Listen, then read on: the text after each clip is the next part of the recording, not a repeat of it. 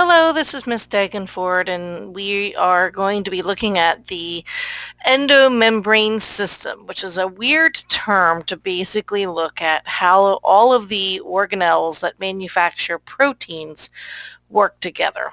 And so for this video, you should be able to identify all of these organs, you should be able to describe their functions, and you should be able to explain how they work together to make proteins. Okay, so let's start with the nucleus. Now, the nucleus you guys have known since middle school. It is the, quote, control center, unquote. But what does that mean? Well, before we get to that, because that has to do with what's inside of the nucleus, what we need to go over is some of the weirdness that's in our cells. Most cells of ours have one nucleus, but some have more than one. Some prime examples, we have muscle cells that are multinucleate. They're big and they're long. You'll see that on the lab that we're going to do. And then white blood cells have rather weird nuclei. Sometimes they're multinucleate, sometimes they have nuclei that have lobes to them. So these nuclei kind of appear like three-leaf clover sometimes in the cell. And then you have the unusual ones that don't have any nuclei at all, red blood cells. In their development, the red blood cells get really small, and then at some point they chuck the nucleus out. They just eject the nucleus. Now that has some significance, and it goes back to the fact that this is a control center. If you don't have the control center, then you really can't maintain yourself. So red blood cells only live for about 4 months. Now, I'm not usually big on just randomly asking questions about sizes and diameters, but um, the significance of the 5 micrometers diameter is that this is pretty big. You can see the nucleus. It's one of the larger organelles in the cell, and it's prominently located, and it stains really nice and dark when you put it under the microscope. Now, if we look at the nucleus, we have 3 parts. We have the nuclear envelope, which would simply be the membrane. So that's another name for it. It's a double membrane. Now, what this means is you have the first inner part of the membrane, and you have all of the DNA and the chromosomes inside, and then surrounding this outer membrane, inner membrane would be the outer membrane, and it is enclosing that, and then it's continuous with a rough ER. And what that kind of creates are these little tubes and channels on the inside. That's going to become important. And then we have the nucleoli, and the nucleoli are going to have a very simple job. They assemble ribosomes. Now, what you want to think about with all of these cells in our body, every single cell has the same DNA. Every single one of our cells has DNA for making skin cells, for making stomach cells, for making neurons. So the difference between them is the skin cells have the DNA for stomach cells turned off. The stomach cells have the genes for skin turned off, and then the neurons for the stomach have the genes turned off. So you don't have neurons making acid and stomach cells sending electrical signals and skin cells um, sending electrical signals, or stomach cells growing hair. It's, you know, you want cells to have an identity. Now, what does this? Well, we have the chromatin. Now, chromatin is an older word. They named it because it stained dark with treatment for the slides. But what chromatin really is simply DNA. Most of the time, the DNA is loosely assembled, and this DNA would be instructions to make a protein. All cells have the same DNA, but some of those genes are turned on and off. So if we see the picture on the slide, this is from your book, you can see, let me outline in red here. you can see this outer membrane loops back and forms the rough ER. Same thing right here. That's where it's continuous. All of this purple stuff on the inside, the chromatin, that's our DNA, and it's just these loose coils of threads, and so of course you can't really identify the chromosomes, and that's why we just look at it as chromatin. And then you can see the darker area called the nucleolus. All right, well, let's just keep going here. Now, the cytoplasm would be anything outside of the nucleus, but also contained within the cell membrane. Now, I had suggested making flashcards or outlining, whatever works for you. But these are the things that you should have found. So we start with the ribosomes. Now, you want to think, well, what we're going to start here is this grand protein-making factory. And you can almost consider it like a teddy bear factory. If you make teddy bears, you're going to have workers that make the teddy bears, but you're also going to have workers that put ribbons on the teddy bears and hats on the teddy bears and clothes on the teddy bear.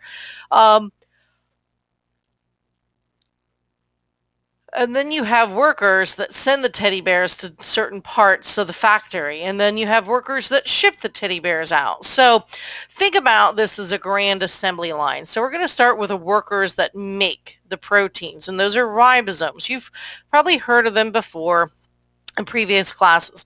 Now here the names are pretty simple. We have two subunits. You have a large and a small subunit, and what they do is they make proteins. What they do is they take the instructions from the DNA and RNA and they ratchet along and they make the protein from it, and then this protein is going to go certain places. Now, ribosomes can exist in two different places. You can have ribosomes that float around the cytoplasm freely, and they make proteins that work in the cytoplasm. But if you want to contain and be very specific about where these proteins go, you're going to want to use the ribosomes that are bound to the rough ER. So you've got three pathways, and we can go ahead and put like 1, 2, and 3 down here. We have proteins that need to go outside the cell, and the best example for this would be insulin diabetes. And there are plenty of examples I can give you, but you guys have heard, and it's a pretty familiar example. The second pathway would be making proteins that belong in cell organelles like lysosomes. And we need a very specific way to contain it and then ship it. And then the third one would be membrane proteins. And a good example of this would be the transport protein in our lungs. If it goes wrong, that's what causes cystic fibrosis. And one of the things I mentioned the other day was most of the diseases that we are aware of, we can trace back to something not working in cells. And those are two good examples: diabetes for insulin, cystic fibrosis for the transport protein. This is a chloride transporter. Something is wrong with it, and then that causes cystic fibrosis. Okay, so ribosomes are simply the workhorses. They make proteins.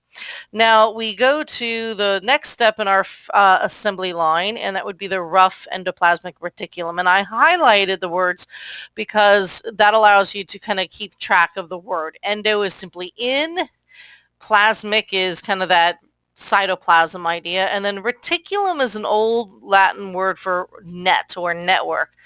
And so the rough endoplasmic reticulum, and the big word that you can kind of sink your teeth into is this is a factory. It's a real complex protein making factory. And so we have the outside studded with ribosomes, and then these ribosomes on the surface are making proteins. Now, that's all well and good. What in the world does the rough ER do? Well, it does a couple of things. It modifies the proteins by adding polysaccharides. Now, you can add polysaccharides to proteins, and you're just going to get something called glycoproteins.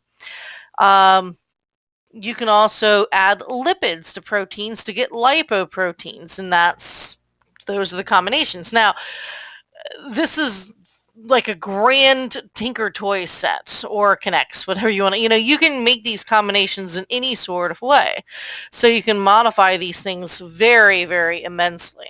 And then what we then know is cells that make a lot of protein would then have lots of rough ER. Pancreas cells, liver cells, muscle cells, they make a lot of protein. So they're chock full of the rough ER. The other way to think about the rough ER is that it ends up being kind of a little transport system, a subway system for our cells. Now the smooth ER, if you notice, does not have ribosomes on it, and we'll talk about what that does. But the next step in our protein making factory would be our Golgi apparatus. Now the Golgi apparatus annoyingly looks similar to the rough ER, but the way I like to think about it is it's been smooshed in the middle. Somebody's just taken a stack of pancakes and smushed it in the middle, and you have all these little things like bulging out of the sides. The Golgi apparatus is kind of an easy analogy. This is the shipping department. It's the traffic director. But it has to put the finishing touches on the proteins. It modifies, concentrates, and packages the proteins for shipment. And what ends up happening is you get all of these proteins collected for different places. So I could have the red proteins and then the yellow proteins. And then what the Golgi does is this little area is going to pinch off, and then you have these little, basically, cargo ships, if you will. And we create these little ships to kind of go specific places to the cell. Now, one question I hope you're maybe thinking about, or if I say it, you'd be like, oh my gosh, that's really kind of a cool question. How in the world does it do this? I mean, they don't just float around and the cell hopes that it lands in the right spot. So what's causing it to go in the right spot? Rather interesting question. So ultimately, our pathway, proteins travel from the ribosome to the rough ER to the Golgi, and they're doing this through vesicles that are transporting them.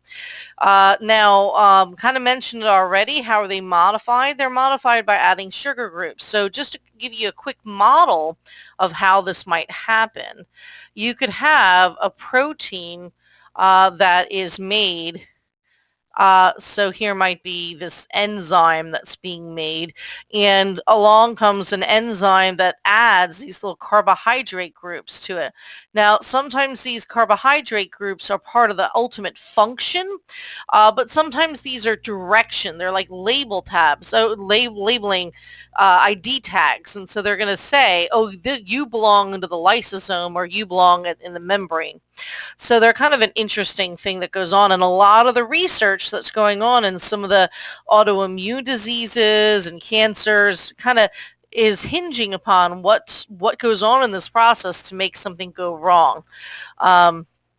And then here's a picture of the Golgi apparatus, and just like I showed you, now they're using blue, but that sometimes doesn't show up really well, so if I highlight with yellow, so these would all be proteins that are gathered up in these little vesicles, and then they're going to be taken to a specific spot. But it has to be either, let's go ahead and finish this up with this picture. Let me zoom out. So here are 3 pathways.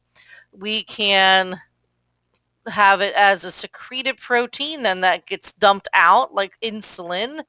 This could be a protein that gets sent into another organelle like a lysosome. That's pathway C.